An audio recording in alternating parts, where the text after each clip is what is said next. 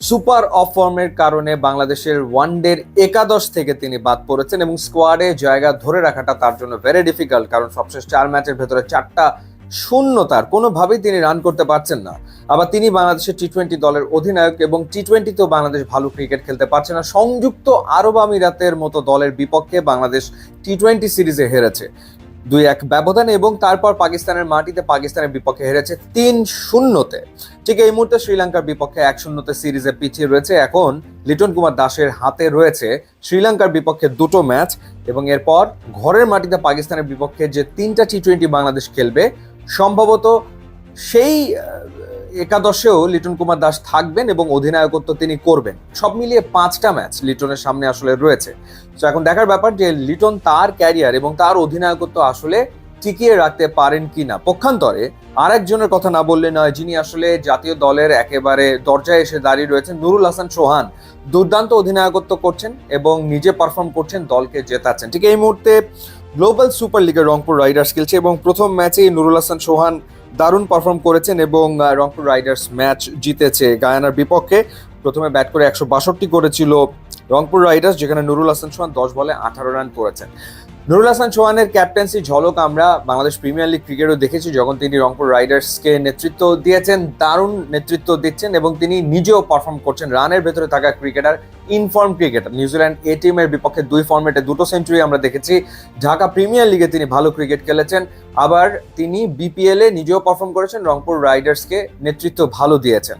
So সেই ক্ষেত্রে এই মুহূর্তে আসলে বাংলাদেশ টি-20 দলে একজন দারুণ ক্যাপ্টেন প্রয়োজন, যিনি আসলে নিজে পারফর্ম করবেন এবং দলকে জেতাতে পারবেন। যেই জায়গাটাতে আসলে লিটন কুমার দাস তিনি ব্যর্থ হচ্ছেন। 2টো সিরিজ বাংলাদেশ হেরেছে লিটনের নেতৃত্বে।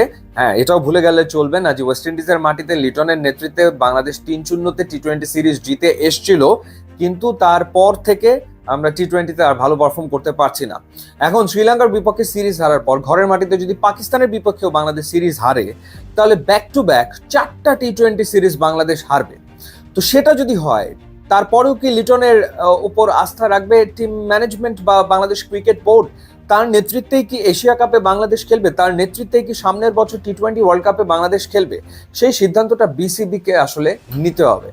এখন এই সময়টাতে শ্রীলঙ্কার বিপক্ষে বাকি যে 2টো ম্যাচ এবং পাকিস্তানের বিপক্ষে ঘরের মাটিতে যে সিরিজ, এই 2টো সিরিজে যদি লিটন দুর্দান্ত পারফর্ম করতে পারেন এবং বাংলাদেশ দল যদি কাঙ্ক্ষিত সাফল্য পায়, তাহলে হয়তোবা লিটনের অধিনায়কত্ব টিকে থাকবে এবং লিটনের টি-20 ক্যারিয়ারটাও টিকে থাকবে।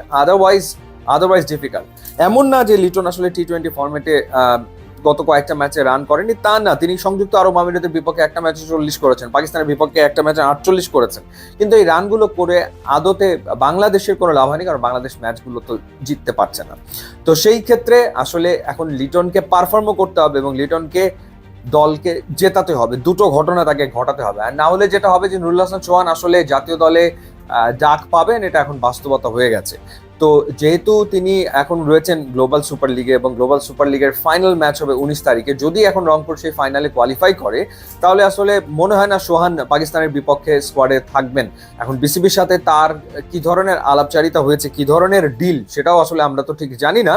তো সেই ক্ষেত্রে যেহেতু তিনি অলরেডি চলে গেছেন টুর্নামেন্টে খেলতে এবং তিনি ক্যাপ্টেন, সুতরাং তাকে হয়তোবা অ্যালাউ করা হবে এবং তিনি টুর্নামেন্ট শেষ করে আসবেন। সেই ক্ষেত্রে পাকিস্তানের বিপক্ষে টি-20 সিরিজে নুরুল হাসান সোহানের খেলা নাও হতে পারে।